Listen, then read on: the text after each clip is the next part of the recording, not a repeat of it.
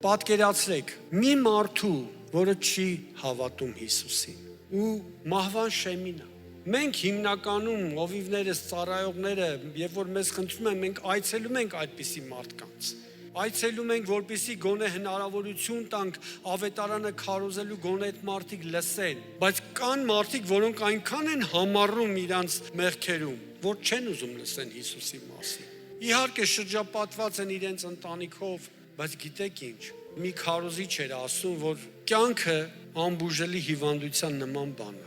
որ վերջում մահանում են բոլորը, ինչքան էլ երկար ապրենք։ Եվ այդ ամբարիշտը արդեն մահվան շեմին կանգնած էր։ Հայացքը ուղղած ինչ-որ մի կետի ու հայացքի մեջ կարծես վախ կար, սարսափ կար, ու ընտանիքի անդամները նայում են ու չեն մտածում են, կարող է ինչ-որ մի բան է տեսնում, մենք չենք տեսնում։ Ու գիտես մի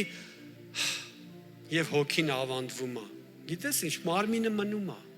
Ու դու մտածում ես, ինչ էր տեսնում այդ մարդը։ Ես ասեմ ինչ էր տեսնում։ Գեհենի կրակն էր տեսնում։ Արդեն հոգևոր աչքերը բացվել էին եւ տեսնում էր այդ սարսափելի էակներին, որոնք սպասում էին նրան, որպեսզի խոշտանգեն, տանջեն, հավիտյան, ինչպես Հիսուսն ասում, այնտեղ կլինի լաց եւ ատամների կրճտոց, այնտեղ կրակը չի հանգչում, ոչ շատ ապագայում, շատերին այդպիսի ճակատագիր է սպասվում, սիրելիս։ Նրանց, ովքեր համառում են իրենց մեղքի մեջ, չեն ուզում ընդունեն Քրիստոսին, բայց կա նաեւ մեկ այլ, որտեվ գիտես քրիստոնյաներն էլ են մահանում։ Եվ նորից նույն սցենարը, ընտանիքը, երեխաները, նրանք ովքեր սիրում են, միգուցե կինը լացում է, բայց գիտես ինչ է ասում ամուսինը, ասում է, մի լացի սիրելիս։